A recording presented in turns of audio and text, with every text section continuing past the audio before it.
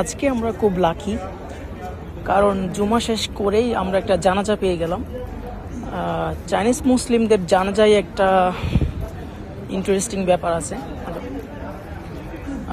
Actually মৃত ব্যক্তির দেহটাকে খাটিয়াই করে মসজিদে নিয়ে আসা হয় আমাদের মতোই, আর সাথে সাথে মৃত ব্যক্তির যারা রিলেটিভস, মা বাবা, দাদা দাদি, ভাই বোন, নারী পুরুষ সকলেই মসজিদে চলে আসে। আর ওনারা কোমরে একটা সাদা কাপড় বেঁধে নেই সবাই, আর মৃতদেহটা চারদিকে সবাই ঘিরে ধরে, যারা দোয়া দরুদ যা জানে সবই পড়েন।